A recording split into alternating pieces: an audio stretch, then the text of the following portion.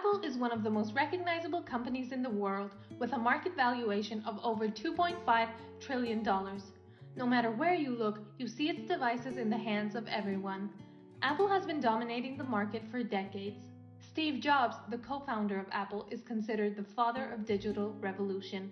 His products are used and adored by millions of people across the globe. No one can deny what a huge impact he has left on technology. Let's take a look at the life and career of the founder of the world's most important gadget. Steve Jobs was born on February 24, 1955 in San Francisco, California, to Joanne Schiebel and Abdul Fattah Jandali, two University of Wisconsin graduate students. After Jobs was born, the couple gave up their unnamed son for adoption because they were unable to care for him. Jobs' biological father, Jandali, was a Syrian political science professor. His mother, Joanne, worked as a speech therapist. Shortly after Jobs was placed for adoption, his biological parents got married and had another child, Mona Simpson. It was not until Jobs was 27 that he was able to uncover information on his biological parents. As an infant, Jobs was adopted by Clara and Paul Jobs and named Stephen Paul Jobs. His mother, Clara, worked as an accountant, while Paul was a Coast Guard veteran. As a boy, Jobs and his father would work on electronics in their family garage. Paul taught his son how to reconstruct electronics. While Jobs was always a smart and innovative thinker, he was not very fond of formal schooling. He was a prankster at school. However, that didn't affect his grades. After high school, Jobs enrolled at Reed College in Portland, Oregon, but dropped out after 6 months because he wasn't sure what direction he wanted to pursue in life. I had no idea what I wanted to do with my life, and no idea how college was going to help me figure it out. So I decided to drop out and trust that it would all work out okay.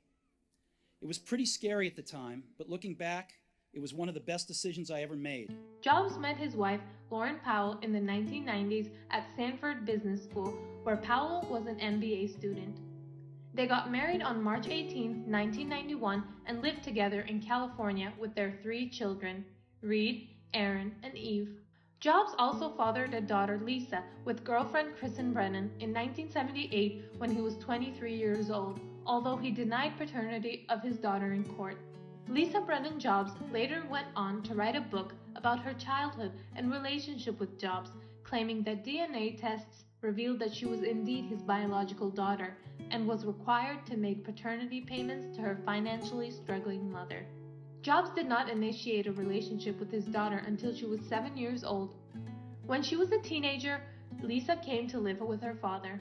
Back when Jobs was in high school, he was introduced to his future partner and co-founder of Apple Computer, Steve Wozniak, who was attending the University of California, Berkeley. Later on, in an interview in 2007, Wozniak spoke about how he and Jobs got along so well. Steve Jobs, Steve Wozniak, and Ronald Wayne founded Apple Computer in Jobs' garage in 1976. At the time, Jobs was only 21 years old. Wayne immediately sold off his 20% shares in the company, leaving just Jobs and Wozniak as the owners. They funded their entrepreneurial venture by Jobs selling his Volkswagen bus and Wozniak selling his beloved scientific calculator. The Apple I and II computers were designed by Wozniak in 1977. Apple I earned the company around $774,000, while Apple II earned $139 million. Apple III was released in 1980 and was the first computer that Wozniak didn't design. Unlike the first 2 computers, this one wasn't commercially successful due to its many complications. If it weren't for its already gained popularity thanks to Apple I and II, the company would have faced serious reputation issues. After the failure of Apple III, the company began its work on the Lisa, named after Jobs' daughter, and the Macintosh in 1980. They were both created to run graphical user interfaces. By 1980, Apple Computer became a publicly traded company with a market value of $1.2 billion. The Lisa was released in 1983 but failed because of its high price of $10,000. The Macintosh, on the other hand, was very successful. It cost roughly $2,000, which still wasn't cheap, especially in the 1980s, but it was cheaper than the Lisa. In 1985, Wozniak decided to leave Apple. He decided to start a new home video production company. Jobs was also believed to be hurting Apple, and the company's executives began to phase him out. In 1985, Jobs left Apple. After leaving Apple, Jobs started a new hardware and software company called Next Inc. Apple eventually bought the company in 1996 for $429 million. In 1997, Jobs returned to his position as CEO of Apple when the company was on the verge of bankruptcy. With a new marketing team and altered stock options, Jobs was able to put Apple back on track. His return to the company proved to be a game changer for Apple, as the company became profitable again. Steve Jobs' second period at Apple produced many of the company's more successful devices. In the years to come, Jobs introduced new stylish and revolutionary products such as the MacBook Air, Ipod, and iPhone. In 2007, Jobs unveiled the original iPhone. He called it an iPod, a phone and an internet communicator all in one. An iPod, a phone, and an internet communicator. These are not three separate devices. This is one device, and we are calling it iPhone. The first iPhone laid the foundation for the modern smartphone ushering in the era in which pocket-sized computers that can answer any question with the push of a button became the norm. The first iPhone had a 3.5-inch screen, a 2-megapixel camera, and topped out at just 16 gigabytes of storage. Its multi-touch display was crucial in paving the way for the touch-based operating systems found on smartphones, tablets, and computers around the world. With the iPhone 3G, which was released in 2008, Apple added critical new capabilities such as a GPS sensor for location monitoring and faster performance. It also introduced the App Store, transforming iPhone from just a mobile device to a computing platform. In 2010, the iPhone 4 was released, and it represented the first major redesign of the iPhone since its launch in 2007. The iPhone 4 was the first iPhone to come with FaceTime video calling. The iPhone 4S was released in 2011, and its headlining feature was Apple's digital voice assistant, Siri. The same year, Apple introduced the iPad to the world.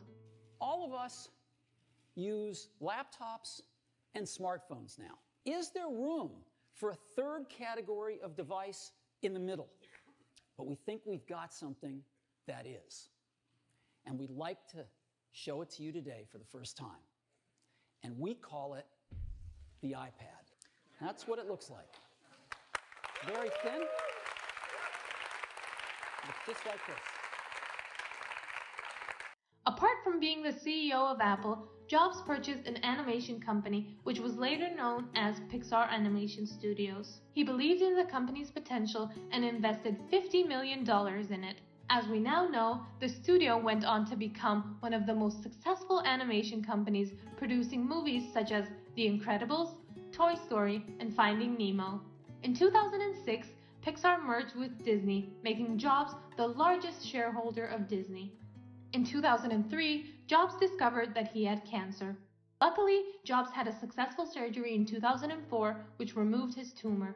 In early 2009, reports started circulating about Jobs' weight loss. In January 2011, Jobs announced he was going on medical leave.